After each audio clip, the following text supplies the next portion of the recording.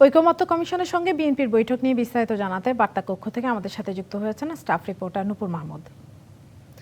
নূপুর, জাতীয় ঐকমত্য কমিশনের সঙ্গে আলোচনায় বিএনপির যে আলোচনা হয়েছে তাতে কোন কোন বিষয় প্রাধান্য পেয়েছে এটা একটু জানাবে না? সেই সঙ্গে কোনো ধরনের সিদ্ধান্ত এসেছে কিনা এটাও জানতে চাই।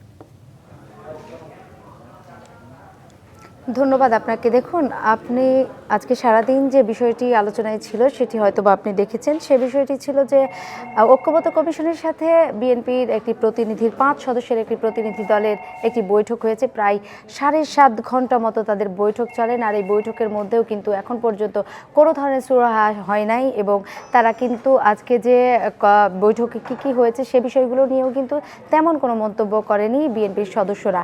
তারা কিন্তু শুধুমাত্র বলেছেন যে তাদের এটি শুধু শেষ বৈঠক না, তারা পরবর্তীতে আরও বৈঠক করতে চায় এবং বিভিন্ন বিষয় নিয়ে আলোচনা করতে চায়।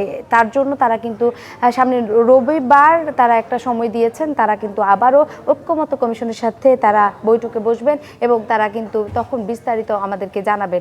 অর্থাৎ গণমাধ্যম কর্মীরা কিন্তু তাদের কাজকে বলেছিলেন যে 7.5 ঘন্টা ধরে যে বৈঠক হয়েছে আসলে এই বৈঠকের মধ্যে কোন কোন বিষয়গুলো উঠে এসেছেন এবং কোন কোনগুলো থেকে তারা একমত আর কোন কোনগুলো থেকে তারা দ্বিমত।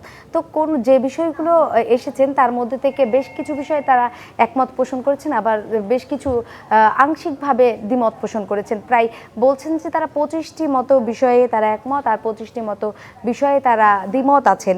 এই নিয়েই কিন্তু কথা বলেছেন। এমনকি তাদের মধ্যে থেকে যে ঐকমত্য কমিশনের সহসভাপতি ডক্টর আলী রিয়াজ তিনিও কিন্তু কথা বলেছেন এবং তিনি কিন্তু জানিয়েছেন যে গণতন্ত্র যে এতদিন হোঁচট খেয়েছে সেই হোঁচট খাওয়া গণতন্ত্রকে আবার ফিরিয়ে আনতে হবে। আর এই ফিরিয়ে আনার জন্য তারা কিন্তু যে সকল বিষয় যেটা উপকারী বা যে সকল বিষয় করলে ভালো হবে সেটি কিন্তু তারা গণতন্ত্র ফিরিয়ে আনতে বারবার তারা চেষ্টা করবেন। এমনকি সেই সাথে বিএনপির একজন নেতাও কথা বলেছেন, নজরুল ইসলাম খান সেই সময় যুক্ত ছিলেন। তিনিও কিন্তু বারবার বলেছেন যে তারা বিএনপি কিন্তু কোনোভাবেই সংস্কারের বিপক্ষে না, তারা কিন্তু সংস্কারের পক্ষে।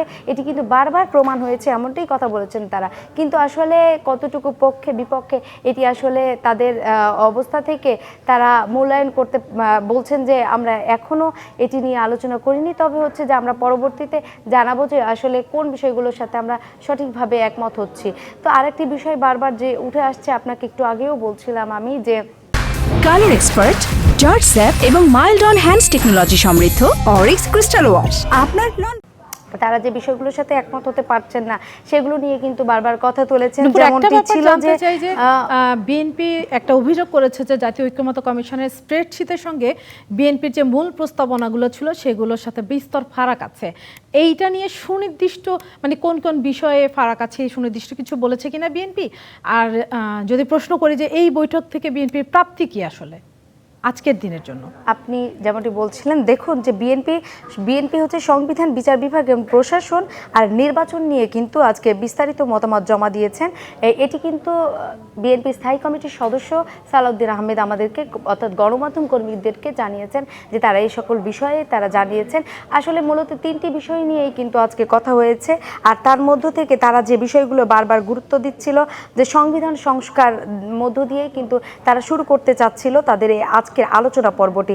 তাছাড়া যে বিষয়টি বারবার হচ্ছে আর সামনে আসছিল যে সংস্কার কমিশনের বিস্তারিত প্রতিবেদনে 131টি প্রস্তাব থাকলেও জাতীয় ঐকমত্য কমিশনের স্প্রেডশিটে যে 70টি বিষয় উল্লেখ করা হয়েছে তা বিষয় নিয়ে কিন্তু মন্তব্য করেছেন বারবার সালাউদ্দিন আহমেদ।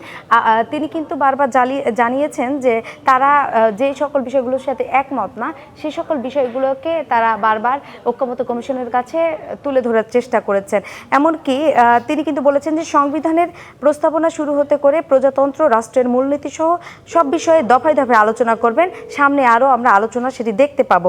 এমনকি বিস্তারিত যে অগ্রগতি আছে সেটিও কিন্তু আমরা পরবর্তীতে জানতে পারবো বলেও কিন্তু তিনি গণমাধ্যম কর্মীদের কাছে বলেছেন। সেই সাথে সংবিধান সংশোধন সংক্রান্ত যে মৌলিক প্রস্তাবের বিষয় আছে সে বিষয়গুলো নিয়েও কিন্তু আলোচনা করার কথা বলেছে।